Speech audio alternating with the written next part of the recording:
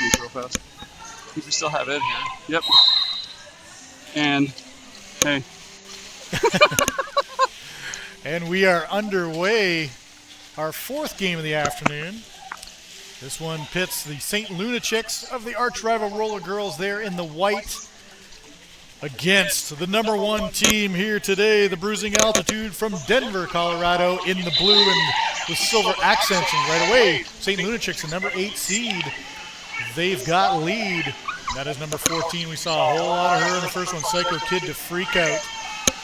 Dominant performance in their opening win against the Minnesota Nice. She grabs a quick 2 and calls it off. Thank you. We just got our rosters. Well, Willie, you haven't been around this long enough. You don't know all the players out there? I recognized a few of the Denver Roller Derby. St. Lunatics are no problem because we called them earlier. But there are a few on Denver that I just didn't recognize. But I do recognize Blink on the line up against 768 Supersonic. Those will be your jammers in the second jam of the afternoon.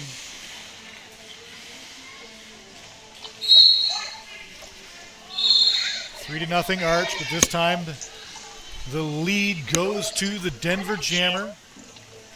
Supersonic. That is a description of how fast she can skate. Watch her go. You were thinking the exact same thing I was there, Willie. I mean, just the speed at which she was approaching fast. Just, you know, no holding back there on that one. No, there isn't. Got to find out that skater's background. I'm sensing speed is in it somewhere. Well, pivot pass going to number 15 there for St. Louis. Not afraid to actually pass it off to their pivots, trying to come in fast and late.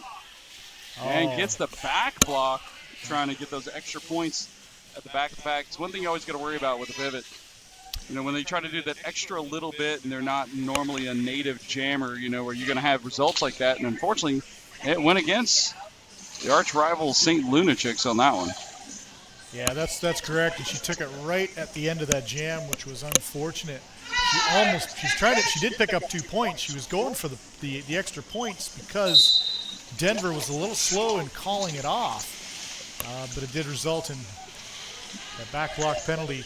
Power start, power jam, lead jammer goes to number 406 for the Bruising Altitude. That is Pipsqueak. Pipsqueak working that outside line, coming into turn number 4. Dips down to the inside, bounces off a skater, and 2 of the Lunatics blockers ended up colliding. They will end up icing the jammer, take their 5 points. Put number 128 on the line, Coco Loco. And each team fielding 3 blockers. St. Lunatics, nope, they do have 4 blockers for St. Lunatics. The pivot was a little slow in getting out there. 1 blocker in the box for Bruising Altitude. 14-5. Power start here. St. Lunatics jammer still seated. Now she's up, now she's out, as is the blocker for Bruising Altitude. That's number 15. Remember, she is a pivot. Bolt action. We did not see Bolt play in the first game. But she does a solid job getting through the pack. However, Coco Loco is in the lead right now. Knocked out of bounds, forced to call it off. Nice job by St. Lunatics to prevent too much bleeding. Only 3 points for Bruising Altitude on that one. That'll bring it to 18-5. Yeah, I was a little surprised. I thought you might put a jammer out there to get the eventual star pass. But, you know, hey, if you're going to get out of the box, you're going to make it on your own that well, then, you know, that's not having to worry about putting your jammer at risk of a blocker penalty if they're not used to actually being out there and play in that manner. That's right. She did a solid job, I think, of getting through that pack like a jammer. Number 382, Charlotte Bukowski. Bukowski to the front of the pack, pushing that wall. That's number 14. You're going to see her carrying a lot of the load today.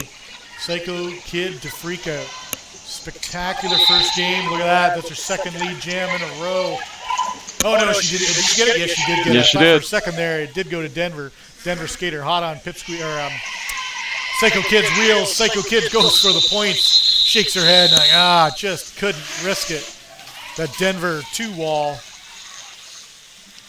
made a nice push up front. And that's one of those ones that's tempting. You see, there's only 2 skaters out Yeah. there. There's 2 in the. I pass 1, I get 3. Risk reward, but Denver did a great job of surging forward when they needed to, and Psycho Kid made a great decision to call that one off. Well, I mean, like I said, looking at the past history of the games that these teams have played, Denver has shown that they've been able to handle a lot of these other teams in this B team category of play. So that's why we were actually, really interested to see what the number 1 team coming here was going to look like. And they've looked pretty solid so far. But then again, St. Lunatics looked really good in their opening matchup this morning. Yeah, they really did. The Minnesota Nice team, very tough. We saw them take control of the second half, get their wheels underneath themselves, and really control things. And it looks like we are going to have a power jam for the St. Lunatics. And we did have a star stash. We have no lead jammer. We're going the full 2 minutes. It's number 1040 out there, Aggie Wartooth. She was kind of the 4th jammer, and she goes down hard. She was the 4th jammer this morning. We didn't see a lot of her. But of course, when you've got Psycho Kid Freakout taking every second or third star, it's tough to keep track of what the rotation actually is. But in turn number 4, working that outside line, getting taken down. That was Clam. Well, it was actually good, using really good positional blocking there. I mean, maintaining her own space, not having to rotate clockwise to give Wartooth the ability to have here is all this potential area which you can make contact on me and push and drive. She just locked it in and just splayed out real strong and kept her body flat. Yes, excellent job. Now coming into turn number 4 is the Denver Jammer out of the penalty box. But Wartooth facing a 3-wall, braced nicely by number 52, Andy. They rotate that brace around, moving nicely wherever Wartooth goes. She's trying to get that inside line, gets knocked out of bounds. Meanwhile, some offensive help up there did work and did free up the Denver Jammer. However, the 5-2-5 Beta Fett ended up taking a clockwise block penalty. So with no lead jammer in the full 2 minutes, Denver may have stole a couple right at the end. It looks like they did. Waiting to see those fingers go in the air. It's like 13 for Arch. I kind of call those penalties kind of useful penalties there because, I mean, yeah, you took the penalty, but you got your jammer free. You had the potential for points. Yeah, I mean, you don't want to take too many of those as an individual jammer, but in the early goings, you're really trying to set a precedence of what you're going to do out there, try to establish that lead. As you get, it's kind of one of those ones I'm willing to accept early and late in games, yes, as you're trying to establish presence or lock down an advantage. Yes, I agree. High block getting called to number 222, Valentine. Was a little long and disengaging there, but did not take the extra penalty. She was lucky. And lead jammer goes to number 406, Pipsqueak. Pipsqueak in the mold of Wilhelm, who plays on the All-Star team and was MVP of the tournament down in Charleston. WFTDA D1 playoffs. So another 4 points for the Bruising Altitude, taking them to 25-13 for Arch. Once again, like I said, St. Lucia's coming in here. They've already played a game, so you can kind of say, well, hey, they're a little warmed up, they're a little tuned up, they're kind of in gameplay, flow. And thankfully, actually, that game wasn't really that brutal of a game between the two teams. Not a lot of penalties, so it wasn't, a major, smackdown, knockdown kind of fight there. So hopefully there should be a lot of life left in these blockers for the St. Lunatics. Because right now, everything these Denver Jammers are trying to do is really pressing hard. Not only are they moving the laterals really strong, but like we're seeing right now, just really flashing left to right and really pummeling to the body as they make the contact in there. But once again, number 14 in white for arch rival. That'd be Psycho Kid at the Freakout. Has lead jammer 100% so far in this game. She's up against Colo Loco. Loco half a track behind right now. Of course, it's the second scoring pass for Psycho Kid, and Loco crashes the wall, steals 3.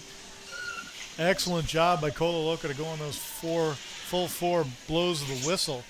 And, you got to think Hey, when you're down a little bit this early, Psycho Kid pushing as much as she can. 28-19, only a 9-point differential. I've always wondered if that's still a little bit of a holdover. Yeah, I try not to say period. It's tough because of hockey, but. Well, I mean, that's what it is technically, but it just seems weird.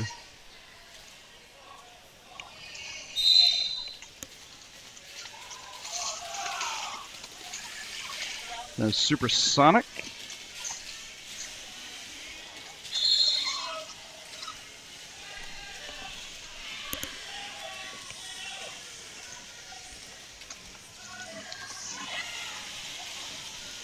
All right, we've lost our video, folks.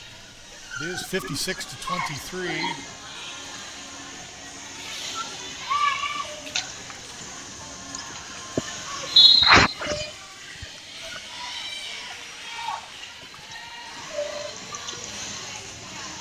No, I was clicked on my audio.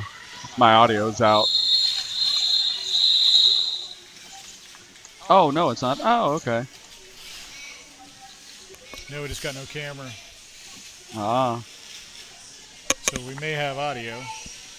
All right, so it looks like we're having a little bit of audio and video troubles, but we are back to action. Once again, that was a jam that was just done. We are looking at a score of 60-23, still in favor of the Bruising Altitude, able to get out 4 more points on that last jam from Supersonic and Blink. Going back into play, once again, looking at number 14, Psycho Kid to freak out there for the St. Lunatics. Once again, being able to take a lead jammer. Been highly successful. That is 100% lead at this current time in the half. Pipsqueak out there along for the ride for Denver. Able to push her way through to the front after the two packs got a little loosened up. Psycho Kid able to break through one more time on a scoring run, putting up a quick set of points out there. A lot of energy in the call off as well there, Sweet Willie. Yes, there was, Speaker. We're going to see a new jammer on the line, number 7, Violet Opposition. We have not seen her jam yet. I don't think at all today. She was not rostered in that first game. No, this is actually the first time seeing Violet Opposition out there. Wow, that time really making quick work of it. Coco Loco able to actually use the hole that Violet Opposition was trying to create for herself. Able to dance along the outside edge. There's a lot of cheers there from the bench from St. Louis about Violet Opposition being able to make her way through. Coco Loco looking up to her bench for a little bit of gameplay, game strategy, and decided to go ahead and call it off. Taking the quick points going back to the bench.